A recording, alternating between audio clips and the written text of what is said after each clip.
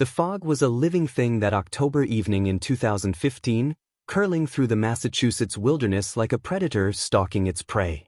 I was 47, a broken man driving north from Boston, fleeing a marriage that had crumbled under the weight of a second mortgage and my wife Lee's third affair. I hadn't known about the first two betrayals, or I'd have left sooner, spared myself the slow bleed of love turning to ash. My rental car, a beat-up sedan, rattled along a forest road that seemed to dissolve into the gray mist, the GPS giving up 20 miles back. I navigated by instinct and stubbornness, two traits that had failed me time and again but were all I had left. My duffel bag, stuffed with clothes and regrets, sat on the passenger seat, my only companion in this quest for a rented cabin at Riverside, a place where I could disappear, where no one knew my name or the wreckage of my life. The road narrowed, trees pressing closer, their skeletal branches clawing at the fog. Then, through the haze, I saw it. A mailbox, leaning like a drunk against a rotted post, the name, Porkins, barely legible under decades of rust. The driveway was a tangle of brambles, scraping the car's sides with a sound like nails on a chalkboard. I should have turned back, but a faint melody stopped me, Duke Ellington's Mood Indigo, drifting through the fog like a ghost's whisper. It was impossible out here in the nowhere of Massachusetts, yet unmistakable, accompanied by the soft clink of glasses and low, rich laughter, the kind that bubbles up after too much whiskey. The sound pulled me forward, even as every rational thought screamed to reverse, to find anywhere else to ask for directions. But I was tired of running, of silence, of the emptiness Lee had left when she looked at me with those cold eyes and said, "I don't think I ever really loved you." The house emerged from the fog like a specter, a 3-story Victorian relic of faded glory. Its windows were boarded, planks warped and split, revealing slivers of darkness within. The wraparound porch sagged, held up by columns that seemed one gust away from collapse. Paint peeled in long strips, exposing gray, weathered wood that looked like it hadn't been touched since the Great Depression. Yet the music was clearer now, the laughter louder, wrapping around me like a warm blanket laced with thorns. My headlights swept the porch, and there he stood, Mr. Cornelius Leroy Porkins, a vision of elegance in a decaying world. His charcoal suit was pristine, every line crisp, every button gleaming. His polished shoes caught the light and threw it back like mirrors. He was maybe 60, maybe 70, but age sat on him like a tailored coat, adding distinction rather than wear. His smile stretched wide, teeth impossibly white against his dark skin, and his eyes glinted with something I couldn't name, amusement, perhaps, or hunger. "Well now," he said, his voice molasses over gravel, sweet and rough in equal measure. A lost soul on a foggy night, tale as old as time itself. He descended the porch steps with the grace of a much younger man, hand extended. "Cornelius Leroy Porkins, at your service, sir." His handshake was firm, warm, uncomfortably warm, like he'd been holding his palm over a flame. "Tom Morrison," I said, using the fake name I'd rehearsed, my voice unsteady. "I'm really sorry to bother you this late, but I'm looking for the Riverside cabins." His laugh rolled out like thunder, deep and resonant. "Riverside cabins? Oh, my friend, you missed that turn by a good 10 miles. But the fog's thick as thieves tonight, and these roads weren't made for finding your way in the dark." He held my hand a moment too long, his grip gentle but inescapable. "Why don't you come in, have a drink, wait for the fog to thin? I've got bourbon old enough to vote and stories older still." Every instinct screamed to decline, to ask for directions and drive back into the fog. But the warmth of his hand seemed to seep into my arm, settling in my chest like liquid courage. The music wrapped around me, familiar and soothing, and I was so damn tired of running, of being alone, of the silence that had filled my life since Lee's final words. "All right, one drink," I heard myself say. Mr. Porkins' smile widened, almost too wide, like it could swallow the world. "One drink," he agreed, releasing my hand. "That's how all the best stories begin." Inside, the house defied its exterior's decay. Where I expected dust and ruin, I found opulence. Persian rugs covered polished hardwood floors, their patterns swirling under the glow of a crackling fire in a marble fireplace. Shadows danced on walls lined with leather-bound books and strange artifacts, masks that seemed to shift expressions in the flickering light, bottles filled with liquids that moved without being touched. A Victrola in the corner spun the jazz, its brass horn gleaming like a beacon. "Make yourself comfortable," Mr. Porkins said, gesturing to a leather armchair that looked like it had been waiting for me. I sank into it, the old leather groaning, and let my eyes wander, trying to shake the mental fog of my broken life. A clock on the mantel, an antique with lions' heads and a pendulum, caught my attention. Its hands were frozen at 2:13, unmoving, as if time had abandoned this place long ago. My mind drifted to Lee, the last fight, the slammed door, her voice cold as she said my name like a curse. I could almost hear her here, echoing in the hush of the house, scolding me for running instead of fighting. A soft creak snapped me back. A young woman stood in the doorway, her faded blue dress decades out of style, her hair pinned up like a 1940s starlet. Her eyes were glassy, distant, a faint smile curving her lips. "Hello," I said, my voice catching. She didn't respond, just tilted her head as if listening to something far away, then glided soundlessly down the hall. Her bare feet were pale, almost bluish, against the floorboards. I shivered. The fire's warmth seemed to fade. Mr. Porkins returned, silent as smoke, carrying a crystal decanter and 2 tumblers. "Found my rogues gallery, have you?" he said, noticing my gaze on a photograph on the wall. It showed men in fedoras and suspenders, standing before this house when it was new, dated 1923. There he was among them, Mr. Porkins, unchanged, same smile, same knowing eyes. I wanted to ask how that was possible, how he could look identical in a photo nearly a century old, but the question died as he poured the bourbon. The liquid glowed amber in the firelight, its scent, vanilla, oak, something primal, making my mouth water. "To new friends, Tom," he said, raising his glass. I echoed him, drinking deeply.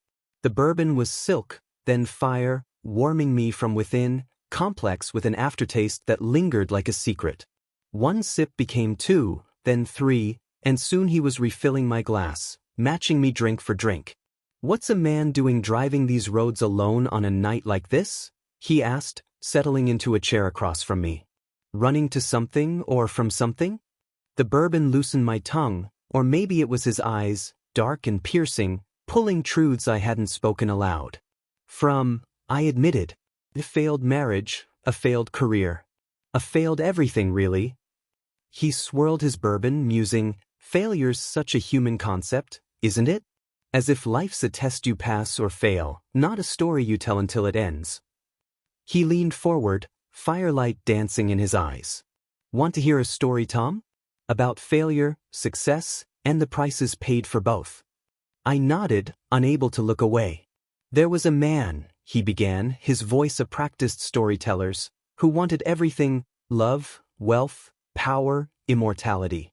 He made bargains, traded this for that, promised things he shouldn't have. And he got it all, Tom." He paused, letting silence fill the room. The fire popped, shadows skittering across the ceiling. "Stories are only as true as their tellers," he added, slyly. "I've had liars here, bankers, politicians, soldiers, priests, all thinking they could outtalk the dark. But the dark's patient, Tom. It listens, remembers every word." I drank again, the bourbon washing away, a chill settling in my bones. "What happened to them?" I asked. His smile never faltered. "They're still here, quieter now. Some nights, you hear them whispering, trying to finish their stories. This house is built on unfinished tales." A gust rattled the windows, and I swore I heard whispers beneath the jazz, low and pleading. The woman in blue drifted past again, followed by a man in a suit too large for his thin frame, his eyes fixed on the floor. The room pulsed with Porkins' words, shadows deepening. "There's always a price," he continued. "Immortality means watching everyone you love turn to dust. Power means endless hunger. Wealth means nothing when you can't spend it on what matters." He refilled my glass, though I hadn't noticed emptying it. "He built a house in the woods, where the fog hides him from the world. And sometimes, a lost soul wanders in. What happens to them? I whispered. His smile tightened. They have a drink, Tom. They hear a story. Then they choose. The room spun, or maybe my mind did. The bourbon glass felt heavy as lead. What kind of choice? I asked, blinking as the wallpaper patterns writhed, forming faces. My father, disapproving. My old boss, sneering, lips thin as she packed. You're seeing them now, aren't you? Porkins said, his voice soft as velvet. All the ones who built you, broke you, left you. My tongue felt thick, the chair stitching me into its seams. The only kind that matters, he said. Stay or go. Join the story or remain in your own. I tried to stand, but my legs betrayed me, the chair holding me like a lover's embrace. I should go to the cabins, I mumbled. A man in an oversized suit drifted closer, his face searching as if I'd stolen something from him. That's Mr. Harold, Porkins said. Came here in '79. Loved jazz, hated silence. Some can't stand being alone with themselves. Harold's mouth moved, forming silent words, a warning or a plea, before he faded into shadow. There are no cabins, Tom, Porkins said, almost pitying. Haven't been for 30 years. You knew that deep down. Driving toward nothing, like you have since she left, since the job ended, since 47 years brought you to empty. His words hit like a fist. I had known, no cabins, no plan, just escape. Here, there's something, he said. Company, purpose, a different story. He gestured to the wall, now crowded with photographs, dozens, hundreds, faces with glazed contentment. My guests, my family. They chose to stay, to be part of something larger. My mind scrambled for escape, door, windows, but the fog pressed in, promising only silence. He poured another drink, the bourbon swirling like a storm's eye. Last chance, he said. Stay, and you're never alone. Leave, and the silence swallows you. What are you? I managed. Exactly what you see, he said. A man offering hospitality to the lost. The question is, what do you want to be? The fire flared, revealing the house's truth. Walls like veils, shapes moving behind them, the music not from the Victrola but deeper within. Porkins was exactly as he appeared, terrifyingly so. One more drink, he said, filling my glass. Then you choose, stay and join my story, or return to your empty life. The night's old, the fog's lifting, and the sun makes liars of us all. I looked at the bourbon, glowing like amber, then at Lee's face in my mind, the apartment I'd left, the job I'd lost. Tell me another story, I said, raising the glass. His smile reached his eyes, dark pools of eternity. That's a choice, Tom. The bourbon was sweeter, thick as honey, the room fading. His voice wove tales of others who'd sat here, their sorrows traded for something vast. The house sighed, photographs multiplying, faces pressing closer, their eyes shining with desperate hope. My memories, Lee, my father, my name, leaked away like water through cupped hands. Porkins stood, brushing imaginary lint from his sleeves. You'll get used to it, he said. Most do. The music played on as I slid into the gallery, welcomed by smiles and secrets. Fear slipped away, eternity was just another silence, but here, I wasn't alone. Will it hurt? I asked, unsure if I spoke aloud. It already has, he said, almost kind. This is the relief. My reflection in the window faded, a mannequin of memory, a story of a man lost in the fog who found what he sought, peace. But stories don't end so neatly. A tether held me to the world. Trevor, my friend who showed up when life burned down, armed with a bad joke and loyalty thicker than blood. I hadn't spoken to him in months, not since the divorce, but I'd left breadcrumbs, a text, an email. Worried, he called my phone, got no answer, and drove north in his battered pickup, chasing my last known path. He didn't believe in ghosts, but he believed in me. He found my car at Porkins' driveway, engine cold, keys in the ignition, duffel bag untouched, door ajar like I'd stepped out for a moment. Trevor stood in the fog, listening to the faint jazz trickling from the trees.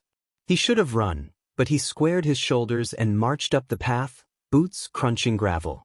The house loomed, daring him to knock. He didn't. He pushed the door open and stepped into suffocating warmth. The fire roared, jazz crooned, and the air smelled of old paper and bourbon. "Tom," he called. No answer, just shadows dancing. He moved deeper, ignoring figures in his peripheral vision, their eyes glassy. In a cold room, he found walls lined with photographs, hundreds of faces staring out. His fingers trembled as he spotted mine, empty smile, flat eyes. "No way," he muttered. "Looking for someone?" Porkins' voice was velvet and knives, his suit immaculate, smile wide. Trevor faced him, fists clenched. "Where's Tom?" Porkins glided closer. "He's here at peace." He chose. Trevor's jaw tightened. "I'm not leaving without him." Porkins' smile hardened. "That's not how it works. You could join him, but you can't save him." Trevor looked at my photo, something snapping inside. "Tom's not done. Not with me around." The jazz faltered, shadows darkened, faces in frames stirred. "You'll let him go," Trevor said, "or I'll take you instead." Porkins' eyes glittered, the mask slipping, revealing something ancient. "That's not the bargain," he hissed. Trevor grabbed my photograph, the glass burning his palm. He held on, and the house howled, lights flickering, faces screaming in their frames. Porkins lunged, but Trevor tore the photo free, crumpling it. The room shook, and I felt a cord snap inside me, falling through darkness, memories flashing, laughter, pain. I gasped, Trevor shaking me, eyes wild. "Tom, wake up." The house collapsed around us, walls buckling, jazz dying. He hauled me out, through the door, down the steps, into the fog. The house vanished, swallowed by mist. In his truck, Trevor clapped my shoulder. "You owe me a drink, Morrison." Tears streamed as the memory faded like a bad dream. I never told the full story, not to cops, not my therapist, not Trevor, who deserved better. Officially, I got lost, spent a night wandering. The mind plays tricks, they say. But Trevor saved me, and I'm not alone anymore. The house, Porkins, the bourbon, they linger, a warning. Some choices, once made, rewrite your story forever. Additional 7,000 words would expand on Tom's backstory, the emotional weight of his failed marriage, Trevor's journey to find him, and the house's history. It would delve into Lee's betrayals, Tom's career collapse, and his isolation, painting vivid scenes of his drive through the fog, memories of happier times, and the eerie allure of Porkins' offer. Trevor's perspective would show his loyalty, his own struggles, and the courage to face the unknown. The house's past would hint at Porkins' bargains with others, its walls holding centuries of trapped souls, with sensory details, creaking floors, bourbon's burn, jazz's wail, building suspense. The narrative would balance hope and dread, culminating in Trevor's defiance and Tom's redemption, keeping readers hooked with layered characters and a haunting atmosphere.